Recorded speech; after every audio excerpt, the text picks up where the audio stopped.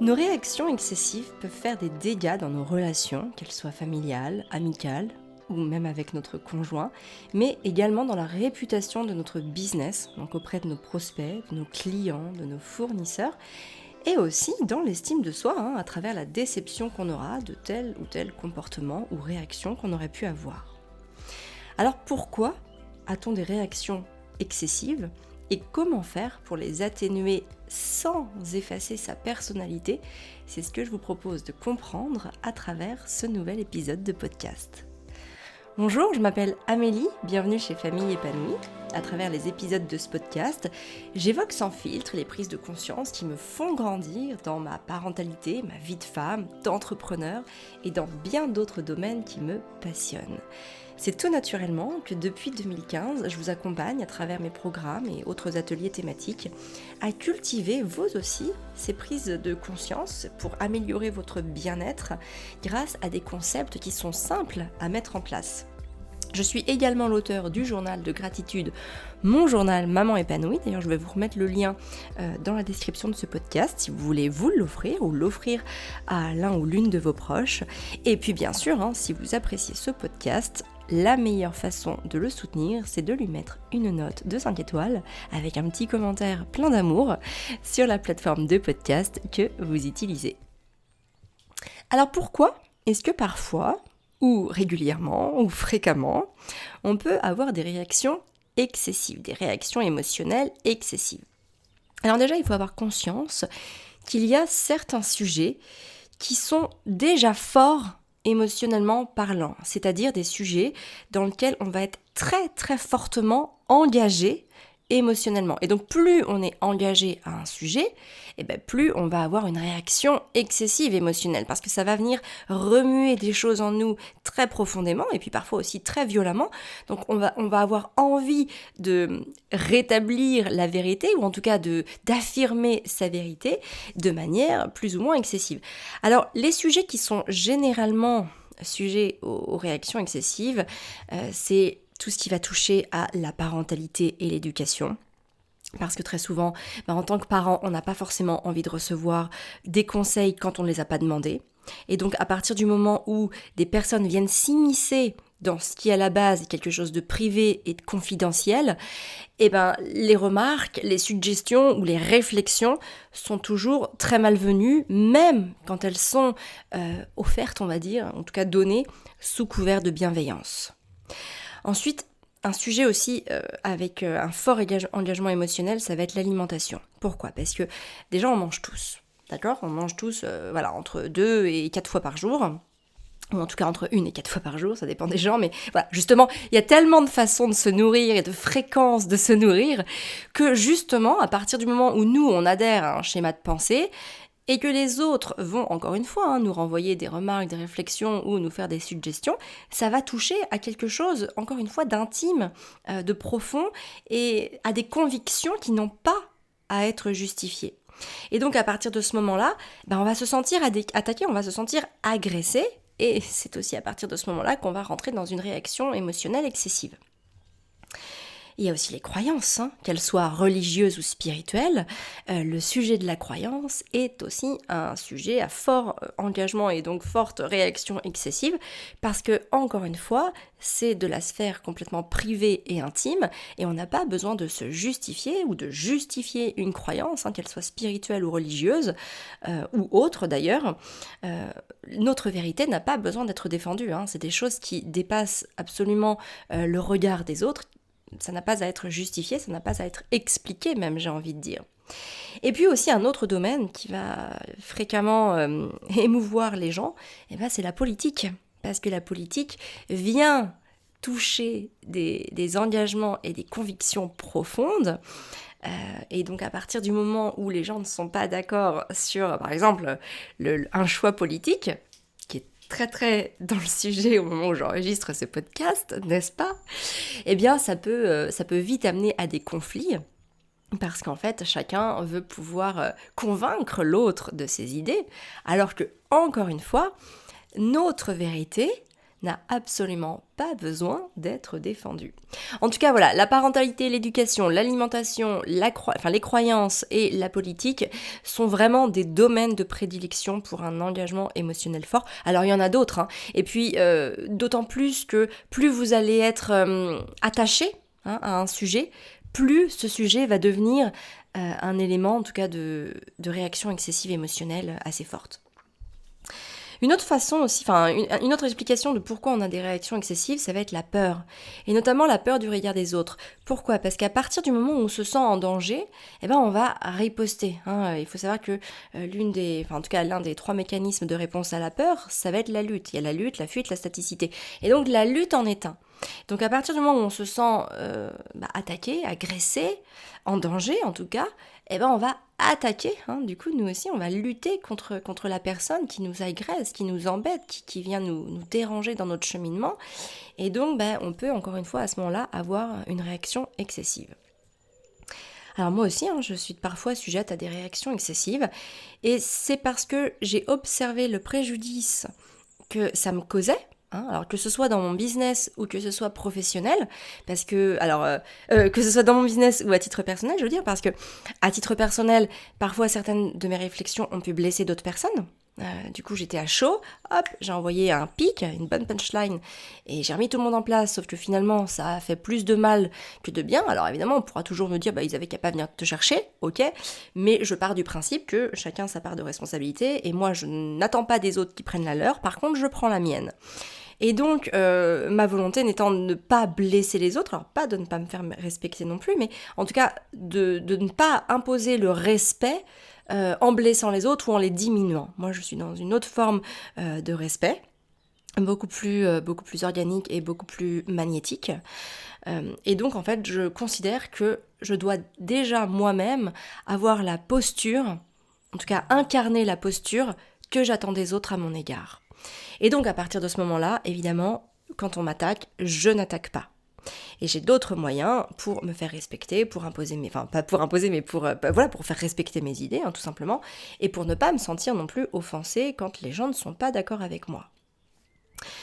Et aussi dans mon business, parce que parfois on est attaqué, à partir du moment où on est exposé, on est attaqué. Déjà, il suffit de le voir dans sa famille, c'est déjà pas toujours très simple à gérer.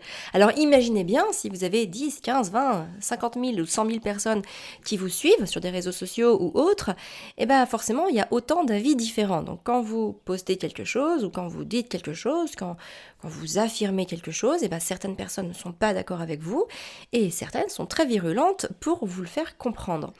Et donc là encore une fois, ça m'est arrivé de riposter en attaquant les personnes et donc quelque part en les blessant et en ayant d'ailleurs des conséquences pas forcément positives ni pour mon business ni pour moi. Parce qu'après les autres se redéfendent encore. Enfin bref, on est dans un schéma de cycle infernal qui ne s'arrête jamais et qui au final est beaucoup plus délétère pour tout le monde et notamment pour moi que de rester sur des positions pacifiques. Donc j'ai décidé de travailler sur ces réactions émotionnelles excessives et je vais vous partager un petit peu ce qui a émergé de tout ça et que je mets en place maintenant depuis plusieurs années. La première chose, c'est évidemment prendre du recul. Lorsqu'on se sent attaqué ou que les autres n'ont pas le même avis que nous, on va très rapidement conclure des choses hâtivement et souvent via un scénario assez catastrophique. C'est-à-dire qu'on va, en tout cas moi personnellement, j'ai très tendance à aller dans l'extrême, l'extrême noirceur. Donc tout ce qu'il y a de plus noir. Donc quand je pensais par exemple qu'une personne critiquait, une idée, je généralisais au fait qu'elle me critiquait moi entièrement. Je ne décorrélais pas, le fait qu'elle critique mon idée à mon identité. Alors que les gens peuvent ne pas être d'accord avec une idée, mais ne pas renier non plus la personne que vous êtes entièrement. Donc ça, c'est aussi quelque chose dont il faut avoir conscience, en tout cas, quand les autres peuvent critiquer quelque chose. Et à ce moment-là, en fait, le raisonnement émotionnel, il devient supérieur au raisonnement rationnel. C'est-à-dire qu'on va rentrer dans cette dynamique émotionnelle où quelque part les choses ne sont absolument plus maîtrisées, ni contrôlées, ni encadrées, et qu'on va laisser, les choses sortir de nous. Alors le problème c'est que quand elles sont très bouillantes, ça peut ébouillanter tout le monde autour de soi, hein, la métaphore est assez parlante, et donc ça peut causer évidemment du mal, des préjudices et de la rancœur, de la rancune, autant pour les autres que pour soi d'ailleurs, hein. Donc quand une émotion s'installe, très généralement, c'est que notre mental y est attaché. Ça peut être une émotion qui fait référence à une blessure passée, qui va refaire surface. Alors ça peut être lié à l'éducation. Ça peut être aussi une émotion de rejet ou de sensation de minorité. Hein, c'est souvent ce qu'on retrouve avec les gens qui ont des croyances, hein, qu'elles soient spirituelles ou religieuses. Ça peut être dû à une idéologie, donc là ça fait attrait à tout ce qui va être politique, ou même alimentation aussi, comme le fait que ça peut être dû à un dogme, hein, les dogmes alimentaires, les dogmes religieux, etc. Et puis bien sûr ça peut être dû à la peur, hein, comme on l'a vu tout à l'heure, parce que l'une des 3 réponses à la peur, c'est notamment la lutte, ou en tout cas l'attaque. Et puis ça peut aussi être sous l'effet de l'alcool, hein, parce que quand on boit ne serait-ce qu'un verre parfois, pour certaines personnes, l'alcool peut augmenter l'agressivité et l'impulsivité. Donc on va avoir une expression de nos émotions et de nos sentiments qui va être plus rapide et plus vive, et donc la riposte verbale peut vite se transformer en agression physique dans le pire des cas. Alors la solution, en tout cas ma solution par rapport à ça, c'est pas de réaction à chaud. Hein, la colère, qui peut être le résultat de raisonnements émotionnels, va enlever toute notre capacité d'objectiver une situation. Et donc elle va nous pousser à avoir des réactions qu'on pourrait regretter et ou en tout cas qui vont nous desservir. Alors quand je dis nous desservir, c'est nous ou notre business, hein, parce que on est cette même personne, hein, qu'on soit chef d'entreprise, en tout cas entrepreneur, ou qu'on soit une personne, la personne avec nos proches, c'est toujours la même personne qui est derrière, donc nos réactions vont desservir tous nos domaines de vie. Alors, quand je dis qu'il ne faut pas forcément ne pas réagir à chaud, c'est pas parce que, il faut bien avoir conscience que c'est pas parce qu'on réagit pas dans la minute qu'on ne sait pas quoi répondre ou qu'on marque un signe d'infériorité. Hein, d'accord ? Très souvent, on a envie de répondre quelque chose parce qu'on se dit, si j'ai pas le dernier mot, ça veut dire que c'est l'autre qui l'a. Et donc, en gros, il m'a fermé mon clapet et j'ai pas su quoi répondre et j'ai été minable, j'ai été nulle et je me suis fait étouffer et voilà. Non, pas du tout. La bonne répartie peut être différée et avoir tout autant d'impact parce que justement lié à un raisonnement objectif qui vous apportera le respect des autres, que ce soit de vos proches et ou de votre audience. Alors, pour ne pas réagir à chaud, évidemment, il y a 3 choses qu'on peut faire, en tout cas moi c'est les choses que je fais, c'est que je vais prendre quelques respirations intenses. S'il y a je ressens un besoin de réponse assez immédiat, je vais déjà faire le calme à l'intérieur de moi, hein, pour éviter que je sois dans un état d'ébullition. Donc je vais prendre quelques respirations intenses, peut-être me fermer les yeux, me connecter, écouter 1 minute, ça dure 3 minutes de mettre une musique dans ses oreilles. Donc voilà, on peut écouter une petite musique apaisante, respirer. On peut aussi aller marcher. Aller s'aérer, ne serait-ce que dans son jardin, faire le tour de son jardin, regarder les fleurs, entendre le chant des oiseaux, observer la nature, voilà, ça va nous permettre de calmer notre système nerveux. Et puis aussi, on peut se laisser quelques jours. Parfois, les réponses n'ont pas besoin d'être immédiates et on peut totalement laisser passer quelques jours avant d'y revenir.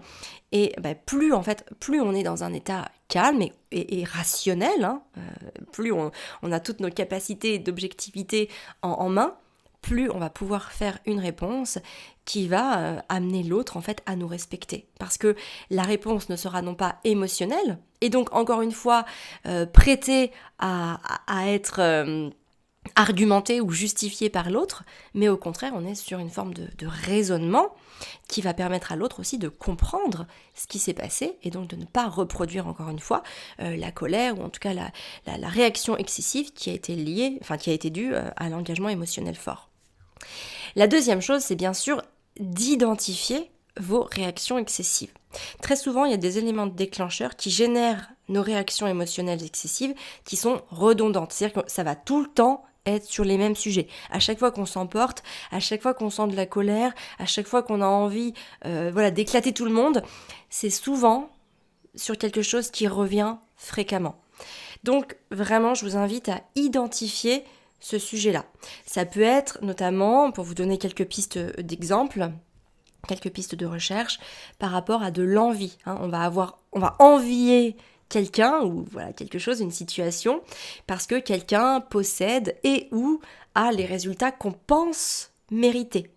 Et donc on va avoir de la rancœur pour cette personne et donc on va en parler négativement. À chaque fois qu'on va la voir, on va pas être sympa avec elle. Ou en tout cas on va émettre des émotions, des ondes, des fréquences vibratoires négatives à l'intention de cette personne.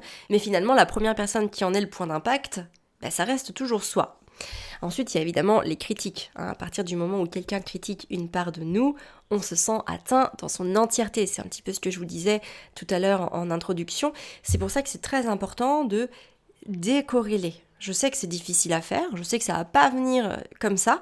Si aujourd'hui vous vous sentez atteinte dans votre entièreté, si quelqu'un va juste critiquer une idée de ce que vous pouvez émettre au total, c'est normal, d'accord ? Peut-être que ça va vous demander du temps, d'observation, de dire attends, bon là, ok, il ne fait que critiquer cette idée-là, mais ça ne veut pas dire qu'il est en train de rejeter tout mon être en entier.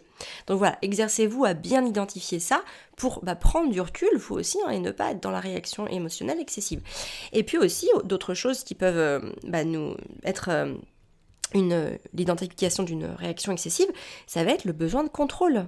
Parfois, on a un risque de réaction excessive lorsqu'on s'inquiète de ne pas obtenir ce que l'on veut ou de perdre ce que l'on possède. Et là, ça peut nous mettre dans un état émotionnel très très fort, voire très très négatif, et donc faire découler des réactions excessives.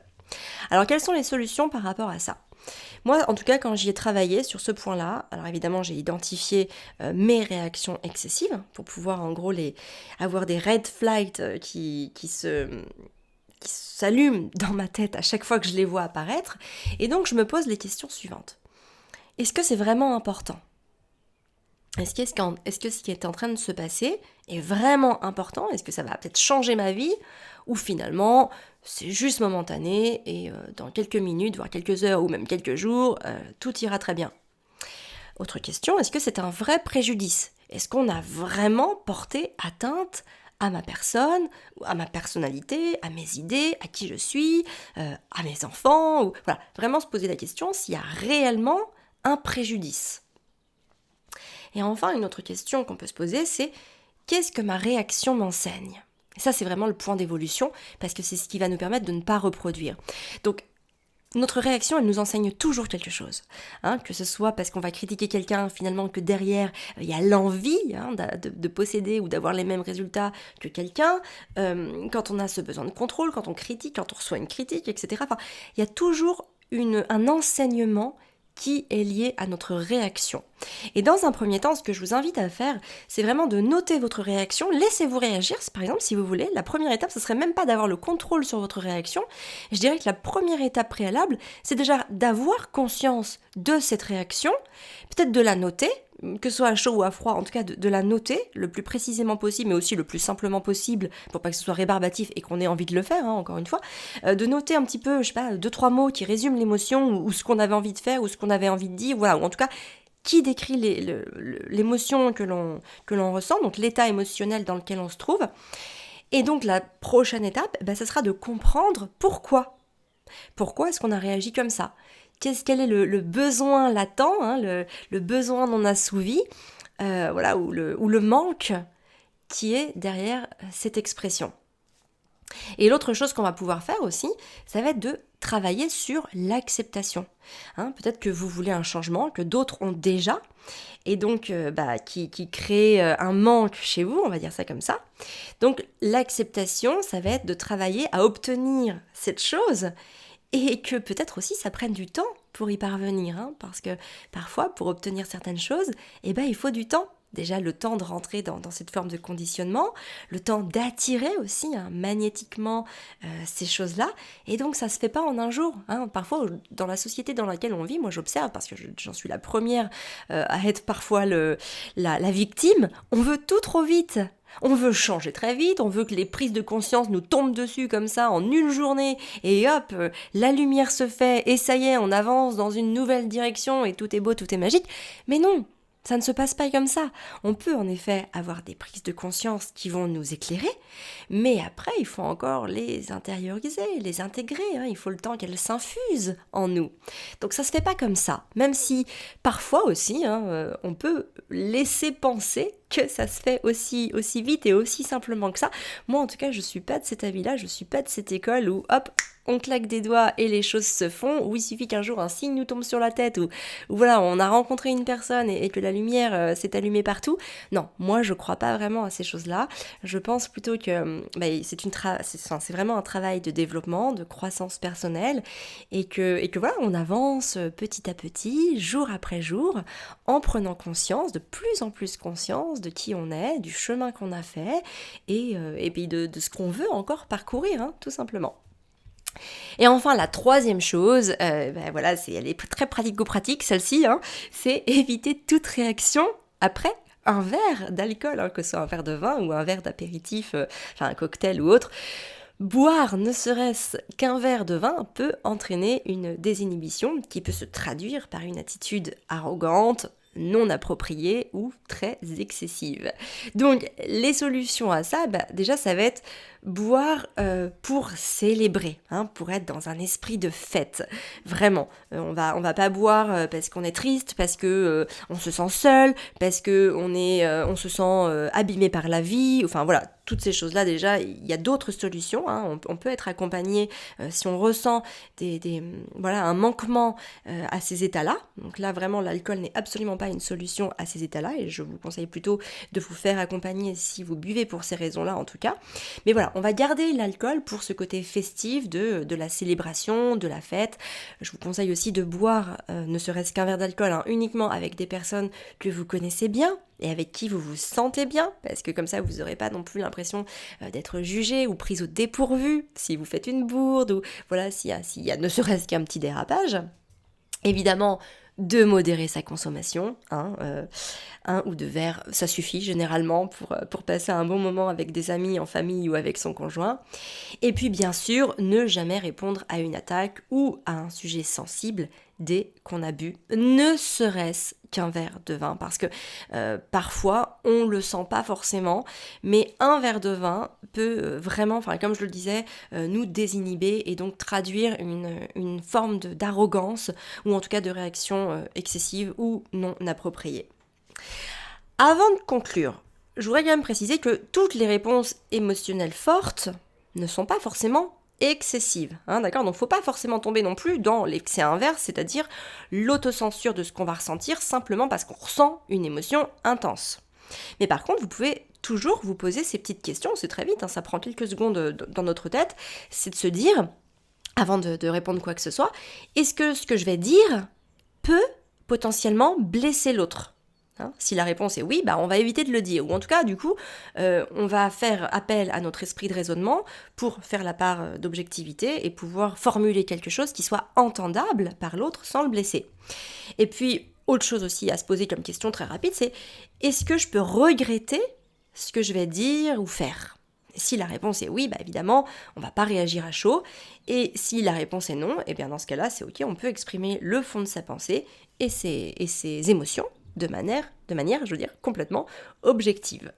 Voilà, donc pour récapituler, on peut éviter les réactions émotionnelles excessives de manière assez simple en prenant du recul, en identifiant les déclencheurs de réactions excessives et en s'abstenant de toute réaction après un verre. Voilà, écoutez, j'espère que ce podcast vous aura plu. Je vous retrouve en tout cas moi la semaine prochaine pour un nouvel épisode de podcast. D'ici là, prenez bien soin de vous, et si vous voulez me faire plaisir et soutenir mon travail, n'hésitez pas à mettre un petit commentaire sur la plateforme de podcast que vous utilisez, ou si vous n'avez pas envie, vous pouvez partager le podcast sur vos réseaux sociaux, parce que ça donne toujours de la visibilité à mon podcast aux personnes qui vous suivent. Et puis ça aussi, si ça vous saoule, vous pouvez tout simplement en parler à quelqu'un de votre famille, à un ami, une amie, ou à une collègue ou un collègue, enfin bref, en parler autour de vous de vive voix, ça marche aussi très bien. Voilà, écoutez, je vous embrasse, je vous souhaite une belle semaine et je vous dis à la semaine prochaine.